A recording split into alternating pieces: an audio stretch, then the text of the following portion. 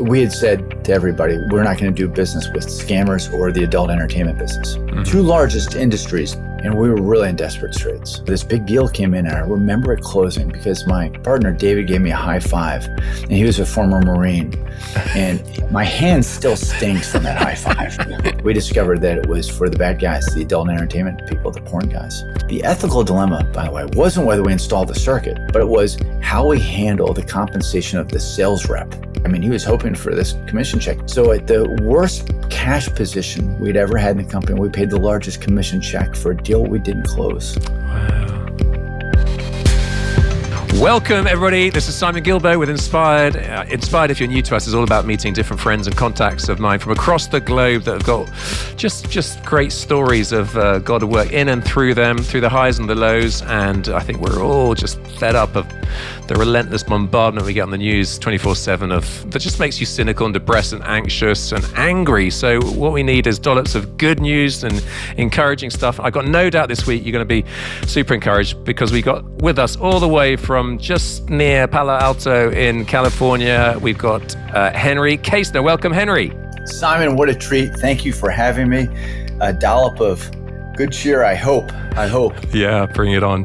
So Henry and I were together at the HTB Leadership Conference earlier on in the year. He's a friend, mutual friend is Chris Cucciani, who's also working in that private equity venture capital space. And Henry, you've co-founded a whole bunch of stuff. Currently, I think Sovereign's Capital is a big deal. You were the co-founder also of Bandwidth, which sister company Republic Wireless grew from 0 to I think 300 million in revenue. So big stuff. I'm super excited about discussing faith-driven entrepreneur, which, if I'm reading your blurb, you're about equipping, encouraging, empowering Christ-following entrepreneurs and business owners. And there's a whole load of stats. Listen, I don't want to go into your long CV. I just want to get cracking. And I think that gives people enough of a taste to know what drives you and what you're about as an entrepreneur that wants to build and release people and maximize your God-given talents in that space. So I don't know much about your background. Why don't you kick us off? Just, childhood, any significant moments, how you were shaped? Go for it.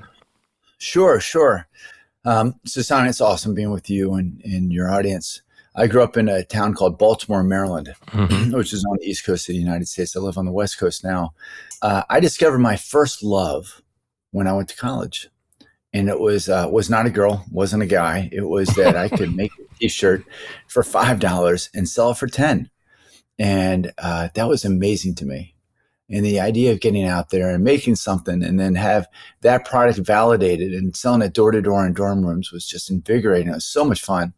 I did that throughout all of my university time until I got into some legal challenges. As it turns out, copyright infringement is a thing, and you don't get a hall pass completely when you're a college student. So my dad said, look, you can plead naivete, as I did, as a 20-year-old. But by the time you're 21, you need to get a real job. And so that was about the time that the movie Wall Street came out. Michael Douglas, Charlie Sheen. Gordon Gekko. And it was all about the glamour of making money on Wall Street. And I thought, gosh, that's what I want. I want to be this Bud Fox character. He's got 2 phones up. He's dating Daryl Hannah. He's got an apartment on the Upper West Side with the exposed brick wall. He's got his own sushi maker. I'm like, that's what I want to be. And that, Simon, is the first sign that your life is going off the rails when Charlie Sheen, who's the actor who played Bud Fox, when Charlie Sheen's your first role model, it's not a good sign. No. And so I went up to New York City and worked on Wall Street, chasing all the different things that I was sure were going to give me success and joy. And that was a real challenge. Now, to be clear, over that period of time, living and working in New York City, there are lots of adrenaline highs. There's lots of excitement. There's lots of times that I was on the top of the mountain thinking, gosh, this is the greatest thing ever. I'm the king of the world type of moments. But there's also this incredible nagging sense that this isn't all there is there. I felt a complete lack of peace. I'd feel the adrenaline hit and the excitement that comes with that, of course. But then as that would continue, this continued emptiness and this kind of lack of meaning, and actually ended up culminating in a period of anxiety and depression. And at age 28, I had dated a lot of girls. I had made a lot of money, and I just was really in a bad way. And I had along the way met a wonderful woman named Kimberly. And Kimberly and I decided to move to North Carolina. I wanted to set up an energy derivative trading company. Mm-hmm. And about 6 months after we moved to North Carolina, we went into a church. And we went into a church because a friend of mine had said, "Oh, if you're moving to North Carolina, you should check out this church." And Kimberly and I had both grown up generally as Christians. In Baltimore, you're either Christian or you're Jewish. And I knew culturally I was more Christian than Jewish. And so and we'd gone to church, to be clear. But I never really had the sense that there's a God of the universe who loved me and that he sent his son to die for me. But none of that was all kind of, I mean, I knew the Christmas story. I knew generally about Easter. But Kimberly and I thought, wow, if we're going to have kids and raise a family, maybe we should check out a church. Maybe we should join it. Maybe we can make some friends and things like that. So we walked into this church, and in the church was a pastor who was preaching as if he believed the Bible was true. Like, wow, that's kind of wild. I mean, he must be one of those fundamentalist types. But he was confident, he was articulate, and he was intelligent. And I thought, he doesn't seem like a cult leader. And this was going on in my mind, just trying to reconcile who I thought were these narrow-minded people who make fundamentalist Christians and the much broader, open folks that I would characterize at the time as more of a liberal Christianity. So the thing that seemed to really define this pastor was his belief that the Bible was true. And I didn't. I thought it was just like any other type of mythological document. Mm-hmm. And so it occurred to me, I went on a run one day and I thought, gosh, I might get up to heaven. And up in heaven, St. Peter's there. And it's like, all right, Kaestner, when you're on earth, you'd read like 1,000 books, but you never cracked the cover of the best-selling book of all time. So I can't let you in. I'm like, oh my goodness, it can't go down like that. So I got a Bible. And Simon, with a guy like runs a podcast like this, you know that there are a lot of pages in the Bible.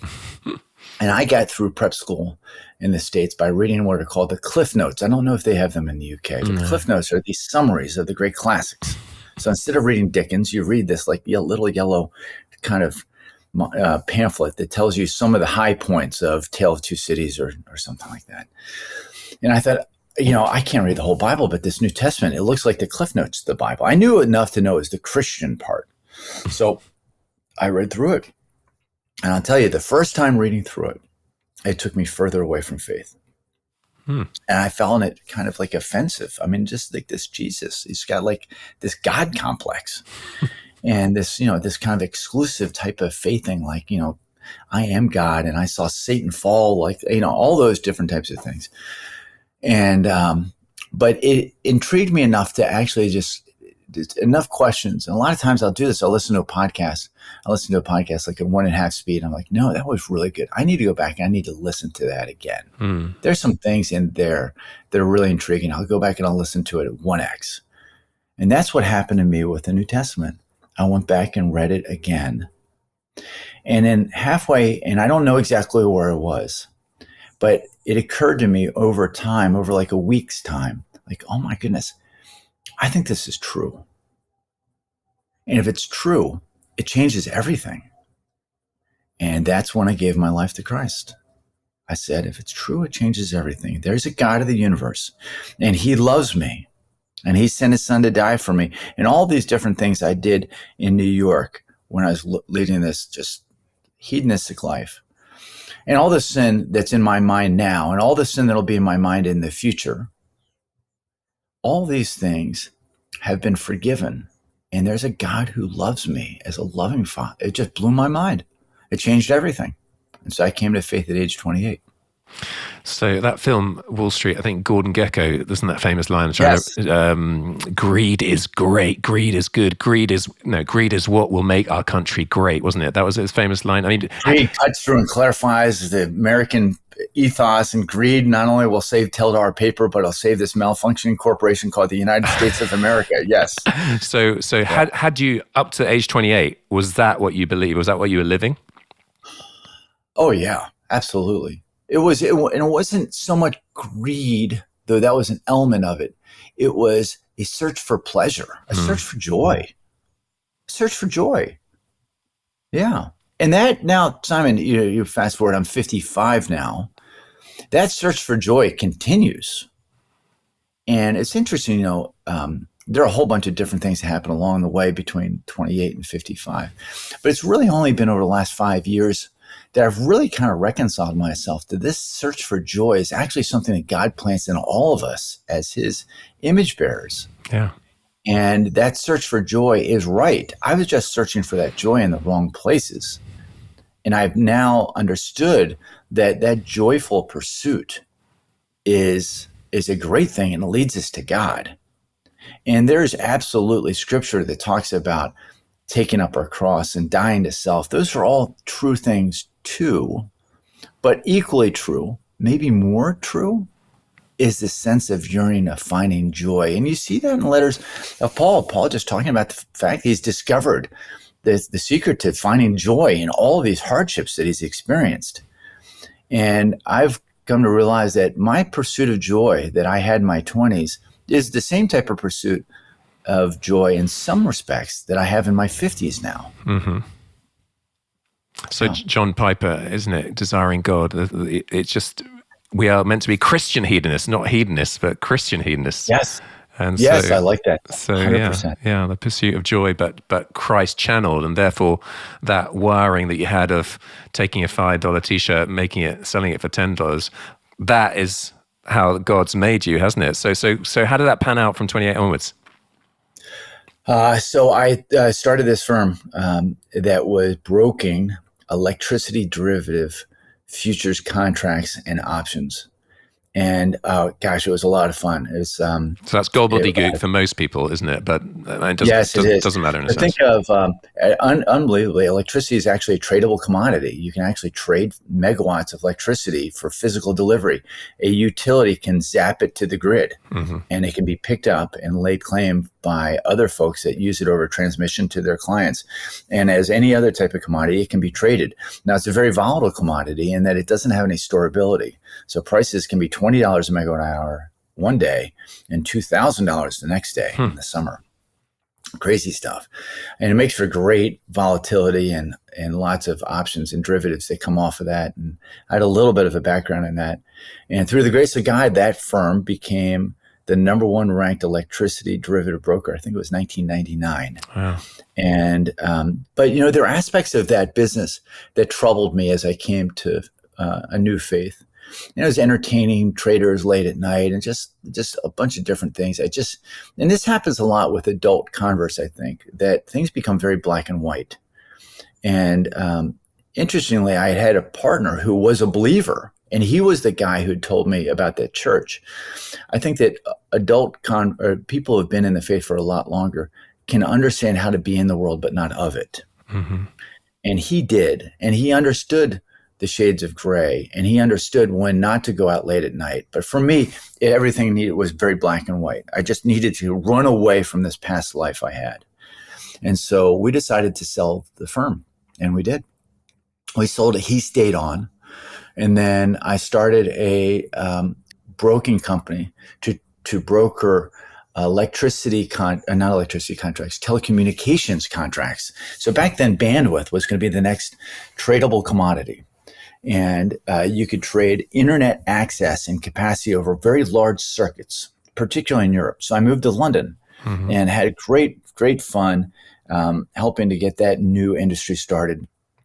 That's not those contracts are not traded with any type of frequency now as they once were. A lot of that's because Enron, who was the pioneer in the market, went belly up.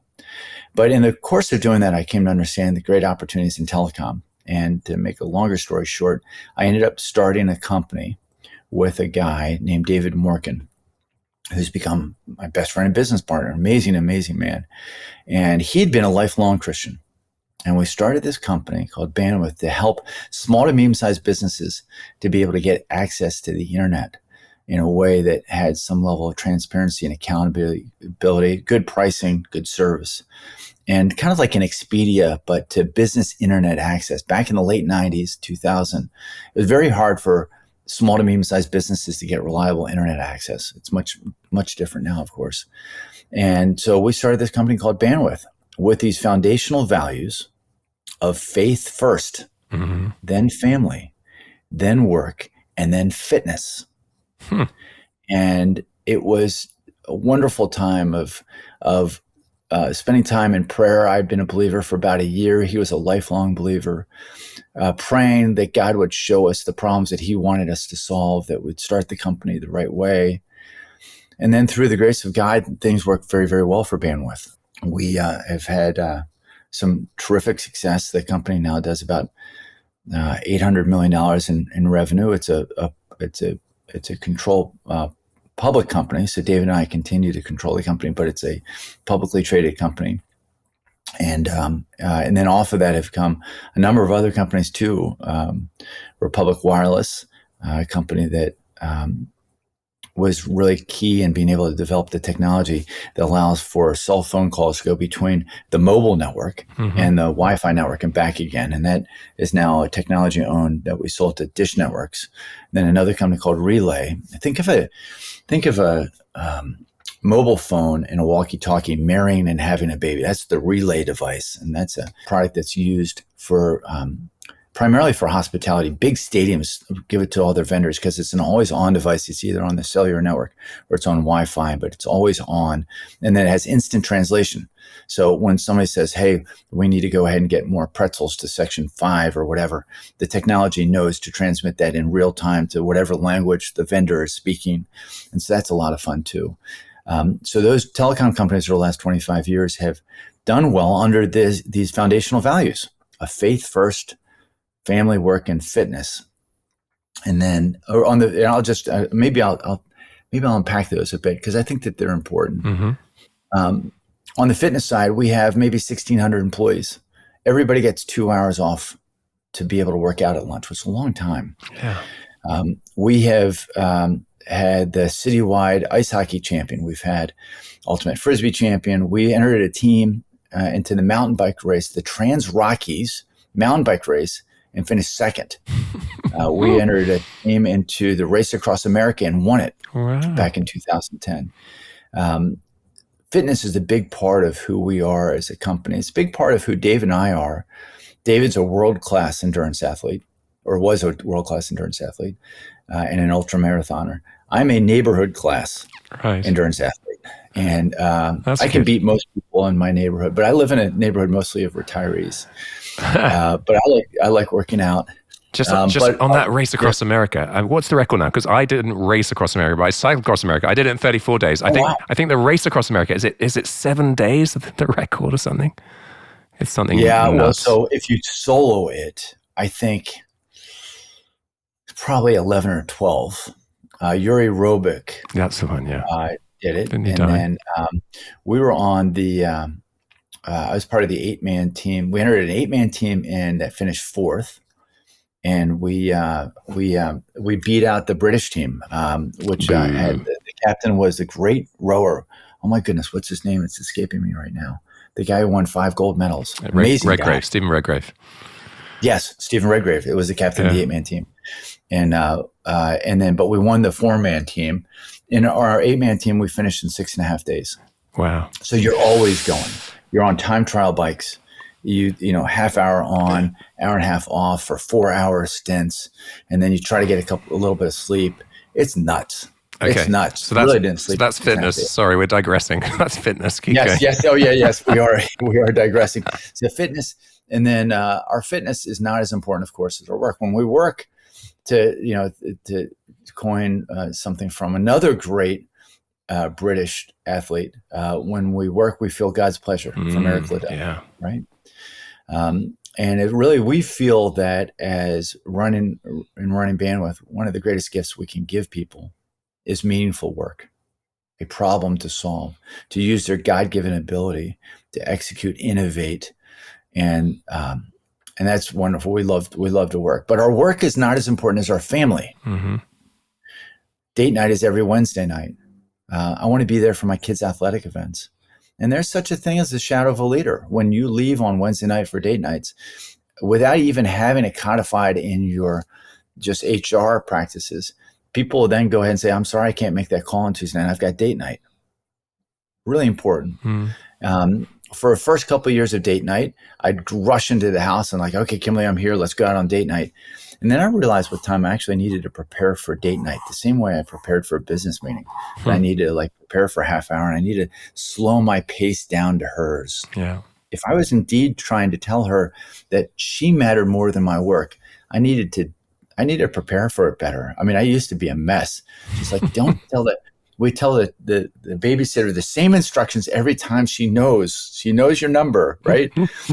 But I realized I wasn't doing it right. And then the most important thing about us is our faith. And we want to be able to share with people and everything I do, the reason for the hope we have. And to do that with gentleness and respect. And for us, that meant always telling the founding story. And while I'm no longer even on the board of Bandwidth, David continues to have breakfast with new employees to talk about the founding story rooted in faith. Beautiful. And to talk about his faith, not in a way that presumes or prescribes that it needs to be other people's faith, but they need to know the foundational values. They need to know how this was started, that this for us at Bandwidth is something more than just a job. It's more than even just solving problems and serving customers. For us, it's a calling. Yeah. It's an opportunity for us to use our God-given talents to commune with him, to be with him. It's worship. Love that. Yeah. So we don't have to do it chronologically, but after Bandwidth, you've co-founded a whole bunch of stuff. So what do you want to talk about next?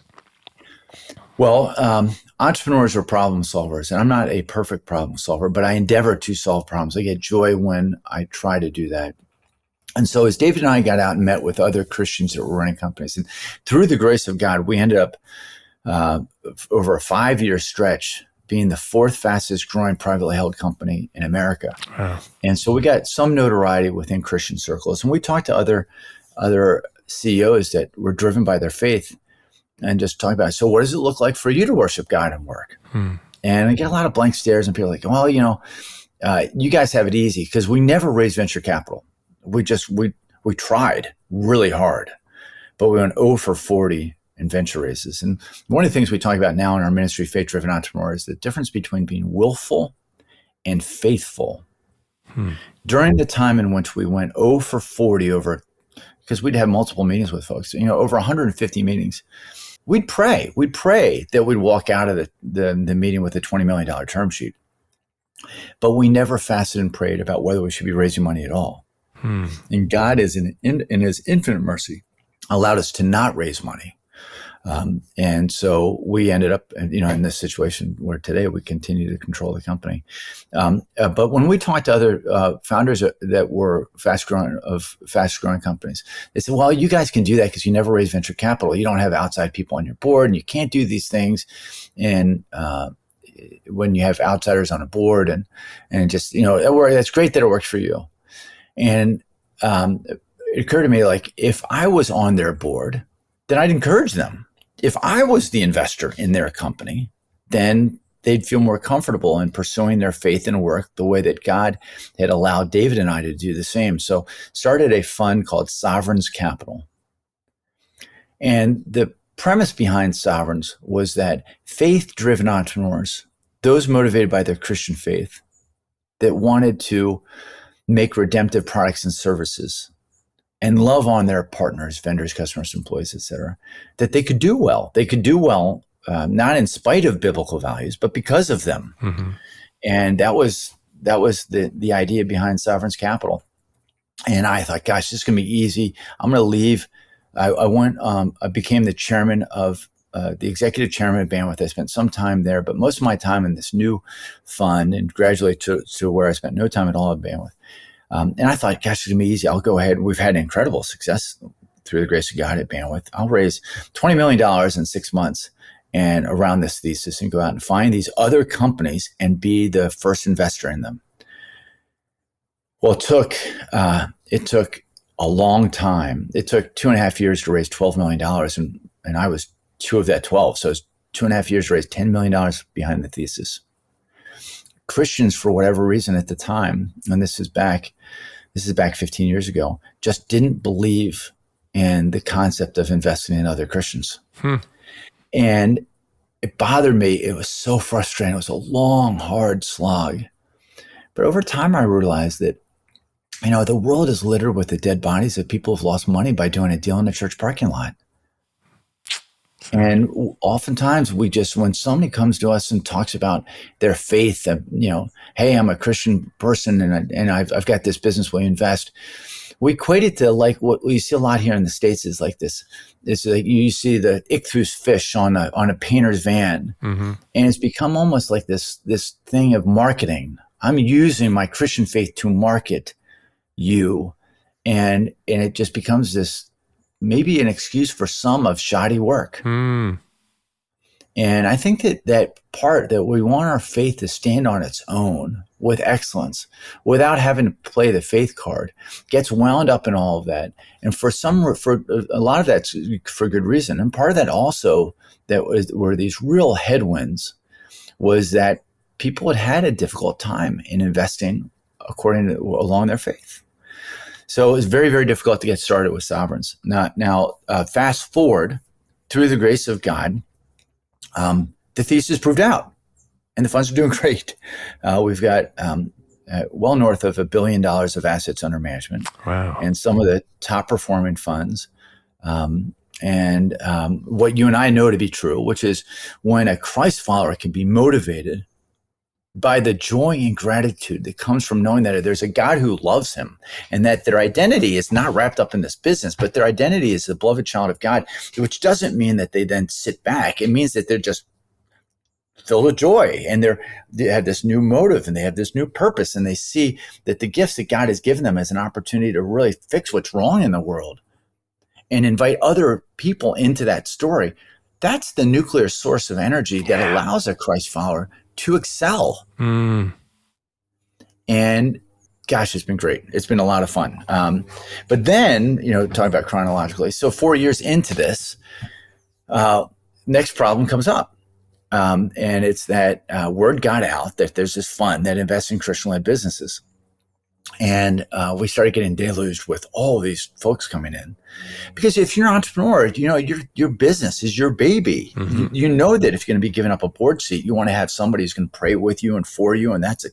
You want that to happen. So we got a ton of inbound, and we were saying no to about 99 out of 100 businesses that came to us for financing. So if you get into the business, as we did, to be an encouragement to a faith-driven entrepreneur, and you say no 99 out of 100 times, you're not being an encouragement, at least not to most of them. Yeah. And it came to a head with a guy who called me up, Anatol Malancia. And he says, I want you to invest in my business. I'm like, okay, so tell me about it. He's like, well, I'm in real estate technology and I'm in Moldova. I'm like, oh my goodness, this is going to be the easiest no ever. I don't invest. I don't know anything about real estate. I can't even calculate a cap rate, which is like the metric you need for real estate. And I'm not even sure Moldova is a country. So we definitely can't invest. And I know Moldova is a country, but I'm thinking that at the time. Yeah. And this is 7 or 8 years ago.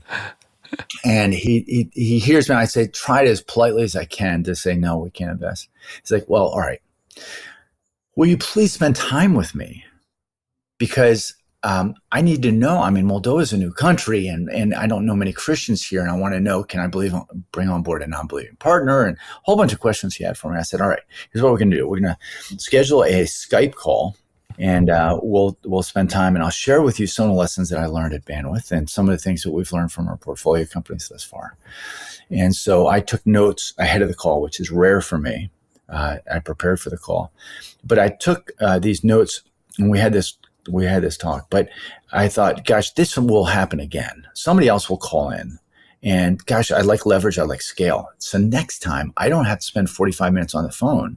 I can point them to a website that lists all these things that we've learned to be true. And so started this website called faithdrivenentrepreneur.org.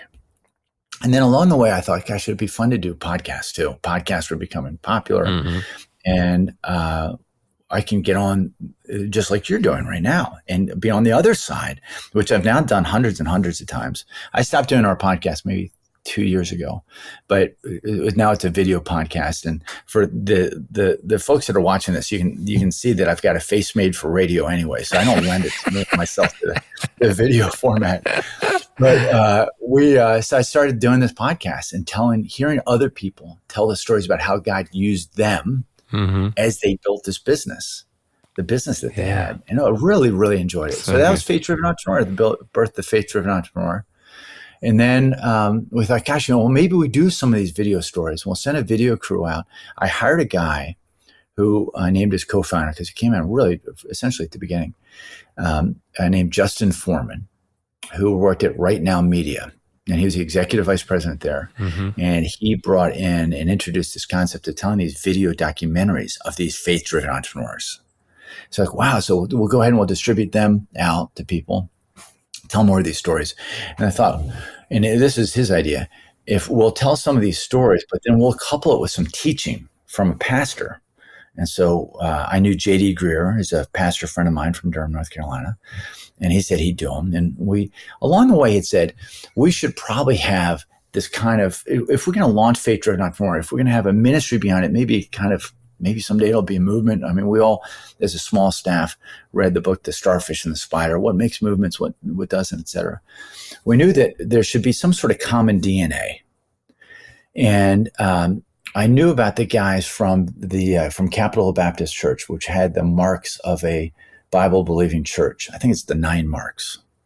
So we thought we'd have marks. So we had 4 marks. And then we had 5. I remember when we went from 4 to 5, somebody said, you should probably have Call to Create that kind of like births this movement and purpose so people can understand they've got a purpose. The first one was identity in Christ. I knew that was the most important one. That was 1 of 4. Then we brought in Call to Create. Well, we have 12 of them. And we've been set at 12 now for 5 years. And it includes things that I mentioned before, endeavoring to be faithful rather than willful. Entrepreneurs tend to be willful, trying to get things done under their own power, being joyfully generous. The biblical message of generosity was the source of my born again moment at age 38. We want to be able to help people to discover the joy of generosity, and a part of that is another one we have is that we are stewards, not owners. And so, Faith Driven Entrepreneur has now grown so that we've reached well more than 1 million with our content. We have more than 100,000 YouTube subscribers. We've had more than 25,000 entrepreneurs that have gone through this community group that we do, which is this 8-week session with these videos with JD and a mini documentary and 40 minutes of facilitated content. They're hosted at churches in 130 countries now. It's wonderful. Really cool. So we just, through the grace of God, we just had our Faith Driven Entrepreneur Conference, which we did online last Friday, and there were 680 watch parties around the world. Great. It's just awesome. It's really, really, this is infinitely more fun than telecom, Simon. Yeah. Infinitely more fun. And telecom can be pretty cool. Yeah. It makes me think of Ephesians 4, 11 to 13, where the pastor, prophet, evangelist, apostle, all those guys, their job is not to prophesy or to evangelize or to pastor or to teach. It's to equip God's people to do it, to multiply themselves out. And your spiritual gift, I love it. It's just, you have multiplied yourself out thousands of times in terms of enabling and equipping other people to fulfill their God-given mandate. So praise God, cheering you on all the way in that. Hey folks, I love being part of this massive international community of faith gathered around this podcast. And I think most of you know that it comes out under the auspices of Great Lakes Outreach, and we work in Burundi, which is currently tragically still the hungriest country in the world. And yet amidst the grim narrative, there's so much beautiful stuff going on. And we reckon that our 30 ministry partners out there have meaningfully impacted 950,000 people this year, and you can be a part of it. Could you consider giving, £20 or $10 a month, something that's small to us that makes a humongous impact out there as we get prostitutes out of prostitution by teaching them a trade, or microfinance initiatives for widows to be able to start their own business, or orphanages being equipped with what they need, school sponsorship. There's so much beautiful stuff. If you want to consider that, I would love your help. And if you're enjoying the podcast, please do so. Go to greatlakesoutreach.org/inspired. That's greatlakesoutreach.org/inspired. Thanks so much for your consideration. And now let's get back to the podcast. Can you share some, everyone takes a pasting and a battering sometime, and you either go down or you learn a lesson and you get back up. So any key lessons there? Maybe the biggest long-term challenge I've had is the struggle between being willful and faithful, and the performance-based anxiety that I don't know that I've ever fully been liberated from, although I see the work of the Holy Spirit in my life that continues. So there are, to be clear, there are different times along the way that have been very difficult. We had the biggest deal we'd ever done. So we started off Bandwidth with these values of faith, family, work, fitness. And so one of the things we had said early on, and maybe one of the reasons why we never got venture capital, is we refused to do work with the two largest consumers of internet access. We had said to everybody, we're not going to do business with scammers or the adult entertainment business. Mm-hmm. Two largest industries consuming internet access. Mm. And a big deal came in the name of a holding company. And I remember it closing. It was so important for us. We were 2.5 years in. Had spent through all the money that we had put into it. And we were really in desperate straits. And it was hard. I mean, it's really hard. This is when we're trying to raise capital and we couldn't. And we just we believed in the business, but it was just really, really hard. And so this big deal came in, and I remember it closing because my partner, David, gave me a high five. And he was a former Marine. And my hand still stings from that high five. It's like, I'm so happy this deal closed, but I'm in so much pain right now. And it was a great thing. The challenge was in the provisioning of the deal, the installation of the circuit. We discovered that it was for the bad guys, the adult entertainment people, the porn guys. And so we had an ethical dilemma. The ethical dilemma, by the way, wasn't whether we installed the circuit. You can't. I mean, you've got this firm. You started with these values. You made them public. Mm-hmm. But it was how we handle the compensation of the sales rep. The sales rep had worked a long time on the deal, had done everything right. Mm. And I mean, he was hoping for this commission check and done everything we trained him to do. So at the worst cash position we'd ever had in the company, we paid the largest commission check for a deal we didn't close. Wow. We wanted our team to know that we were about them. And we really felt after praying about it that this is something we needed to do. And as I even retell the story now, it feels ridiculous. So like, well, you go back, and if you're going to do something, you defer it out, or you give them, maybe another quarter point of equity. I mean, a whole bunch of different ways to do it. But we felt called by God to do that. And the statement that made for the rest of the employees who knew our financial position was amazing. Hmm. And then I think that God blessed that decision. And it's not to say that when we go through hardships that God always works through them and they always end up this way. And yet this one did. And everything, all the credit at our business goes to God. Yeah. And especially this one. We, from that point on, again, we're the fourth fastest growing privately held company in the country over a 5-year stretch without raising venture capital. So it's all organic. So good. And it was really just an amazing time. But that was hard, just waiting on the Lord.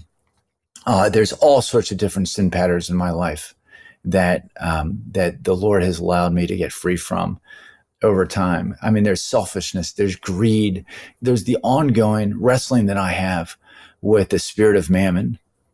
Through the grace of God, He's allowed me to understand the biblical message of generosity, but I still have some amount of just wrestling with that. Just, is it ever appropriate to fly business class? My kids can't figure out why I don't have a fleet of Ferraris and why we don't have jets. And theoretically, we could afford those. But I also realized pretty early on that I need to get the assets out of my name. I needed to put them in the name of a foundation, because if the ring was on my finger, like, Gandalf, Frodo, right? Yeah. Don't put the ring on your finger. You got to get it out of you got to get in the name of, you got to get it out there in a foundation. And so that's great because the foundation trustees won't allow me to buy a Ferrari or a Gulfstream with the money.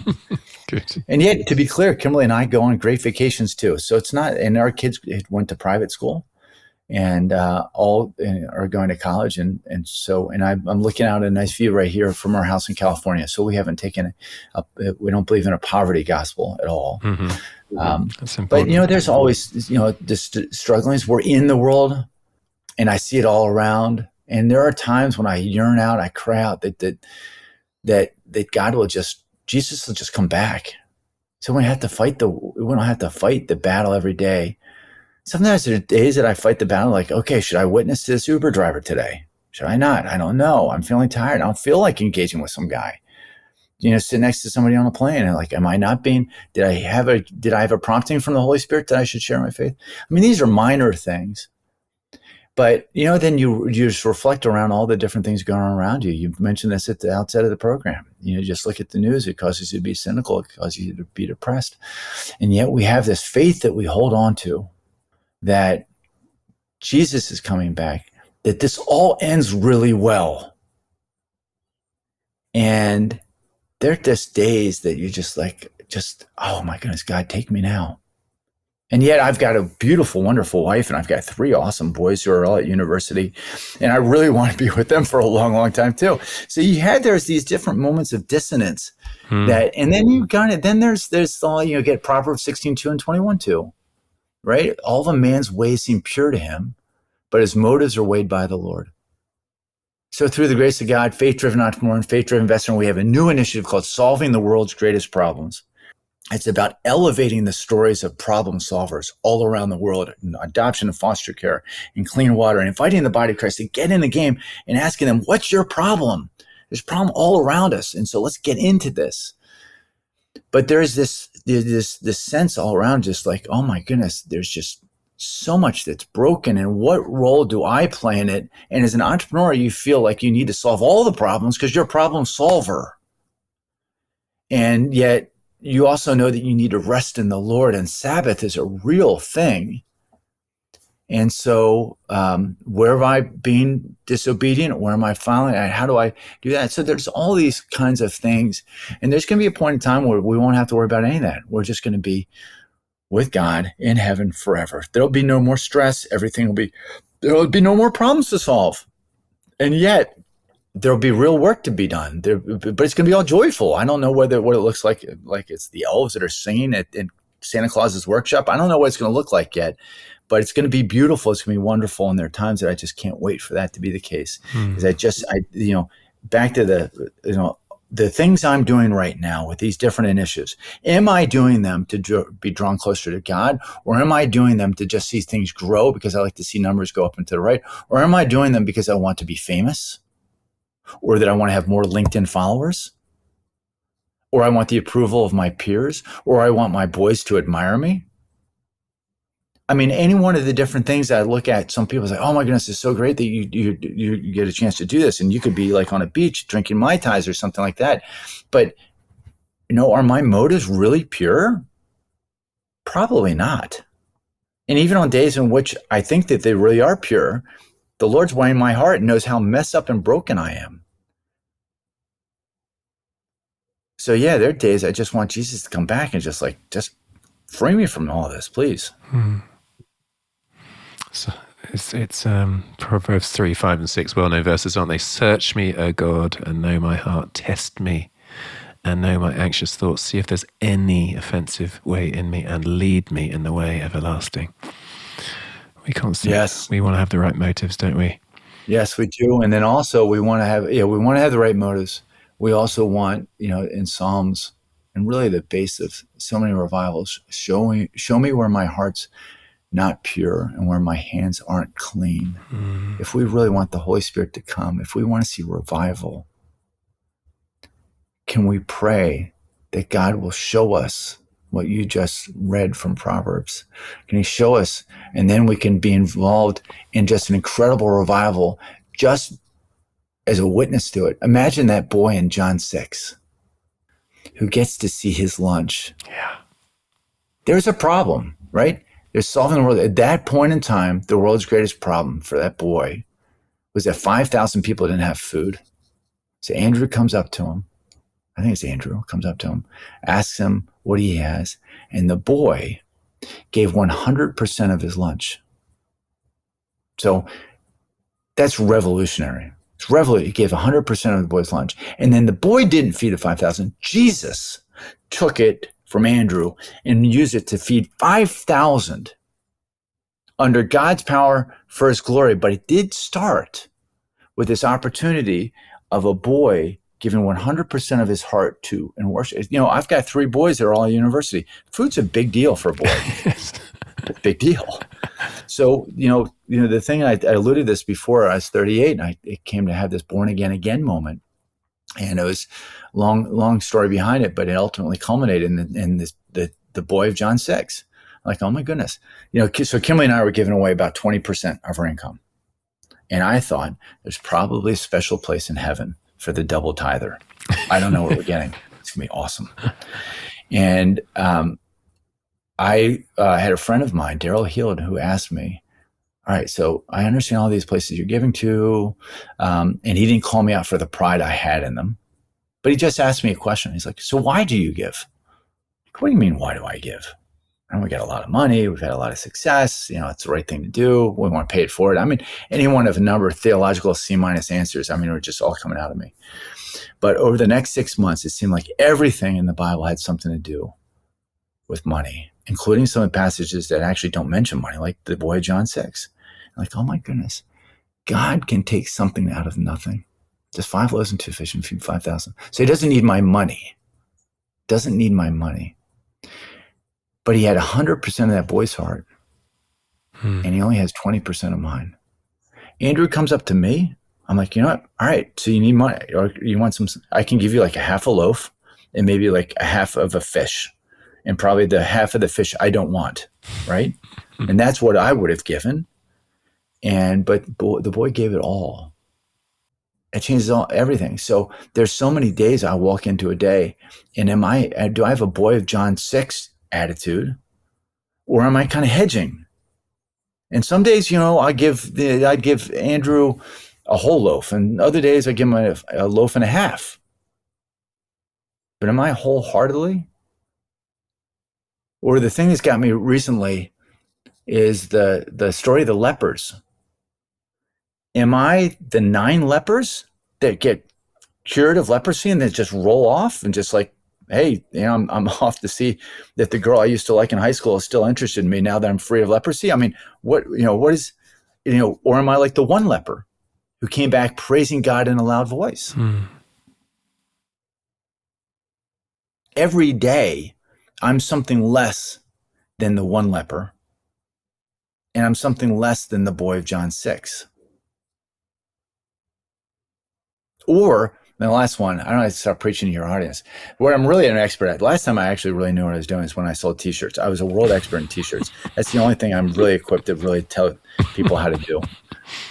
But the last convicting thing is Paul and Peter hanging out together in Jerusalem. And they have this 6-day kind of like this epic, like kind of time over campfires and stuff like that, learning about each other's stories and the gospel that they're preaching. And at the end of it, it's clear Paul's going to go. They're celebrating the same gospel. Paul's going to go off and he's going to preach to the Gentiles, and Peter's going to go out and preach to the Jews. And they leave each other to go off on this separate divide and conquer mission. And Peter's there with Paul, and he's like, "Remember to take care of the poor." Yeah. That's the last thing. That's the last encouragement. That's all we know about their dialogue. Was what was said at the end. Super important. Remember to take care of the poor, which it is just really convicting and compelling. Like, am I remembering to take care of the poor? But even more convicting is Paul's response to Peter, which is like, duh, like that was the very thing we were eager to do. Am I eager? Like today, am I eager to take care of the poor? I'm something less than eager today. I was something less than eager yesterday. I'm more like the 9 lepers. I mean, it's just all these just gradients of the sin in my heart. So we have this initiative called the world solving the world's greatest problems. Well, G.K. Chesterton came up with the answer. What's the world's greatest problem? It's me. And yet, God, through his infinite grace, has sent a savior, and that when we can realize we don't earn our salvation, it's a gift. Yeah. If we can remind each other of that, then we can find that joy and that peace, and it is a beautiful joy. It's a beautiful peace. Preach it, Henry. Oh, listen, I could listen to you for a whole lot longer. We are coming towards an end. I don't want to miss out on any more gold. I want to set you up, Henry Kaestner, on his soapbox to share a few more key lessons or key stories. Just go for it. Well, it's the encouragement to your audience, to this audience, to me, is that we are in a battle, and it is a real battle. It's a battle, and it's not against flesh and blood, but it is a battle against evil and principalities. It's a battle against the prince of the earth. And the beautiful thing about it is that God in his infinite sovereignty knew that the world would be this messed up and chose us to be in it. Chose us to be in it. And might we all be like the sons of Issachar that knew the times, and that we would lean into it, and that we would find ourselves having been placed on this earth for such a time as this, and lean into the battle and find people to be in the battle with, and know that the battle is going to end up in victory, and that we can get out there. And the worst thing that's going to happen to us is that we die. That's the worst thing that can happen to us. Actually, maybe the real worst thing that can happen to us is that we show up to heaven well rested. We show up to heaven well rested. And then we're there now. So we're in heaven because the work for us is to believe in the one in whom he sent. So we're up in heaven. And then the question is, what happens on, like, I don't know if the interval's like 4 hours later, you have like the judgment at the Bema seat, or you just have this interview with God and it's just like you give an account for the things you did and didn't do. I don't know if it's 2 days later. I don't know if you have time to prepare for it. I don't know if you're assigned a tutor. I have no idea how it works. But I want to be able to say, I was messed up, and you saved me. There's so much to repent from, but thank you for having forgiven me. And thank you that under your power, you were able to send other brothers and sisters that I could do battle with. And that you gave me an opportunity to fight in an epic battle with real meaning and eternal consequence. And you allowed me to be in it. And then through your strength and for your glory, you allowed me to be on a winning team.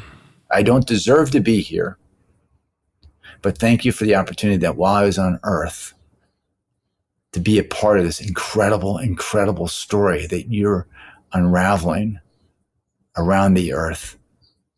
Thank you for that. And yes, we all want to hear, well done, good and faithful servant. And yes, I just yearn to hear that. But I know that I can't do it under my own power. I have to do it under his power. I need to do it with brothers and sisters. And if I don't have close friends that aren't impressed by me, who know my sinful fallings, and yet continue to love on me and say, come, let's go fight that fight together. Yeah. Now I got a shot.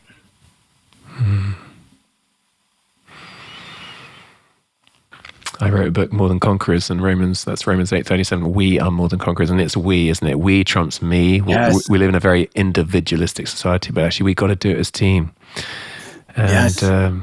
As you're talking, I'm thinking of my grandfather, who was a great servant of Christ in Africa, 50 years. And when he was put in the ground, the preacher said of him, which I wouldn't mind them, and I think they will say that of Henry Kaestner and hopefully myself and others, with some qualification, I'll give that.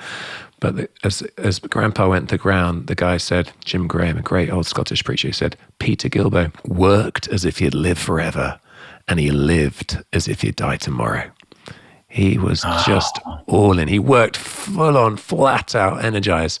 And the qualification would be, actually, we are meant to worked from a place of rest. And I know you speak a lot about Sabbath and how important that is. So we are turbocharged, but having been charged through Sabbath rest. But Peter Guillebaud, Henry, Simon, whoever, may that be without qualification, each of our story. We worked as if we'd live forever, and we lived as if we'd die tomorrow. Let's make our lives count. Let's just go for it all in, flat out. Henry Kaestner, thanks for your time. It's been fantastic. I'm grateful for you. Thank you for you. Thank you for your audience. If you've listened this far into this, what an encouragement you are. Oh, it's been superb, and I can listen to you all day. Listen, folks, I'll put details on Henry and his work in the blurb for you to engage with, and I've just been challenged at multiple levels there. It's been brilliant. Next week, we'll have another fantastic guest, very different story. I want to thank Adam Thomas Steer for the editing, Mike Sandman for the mixing. Can you give us a great review on Spotify or iTunes so just more people come our way through whatever algorithm, however that works? We don't really understand that. But anyway, have a great week. Go for it. God bless you, and toodaloo.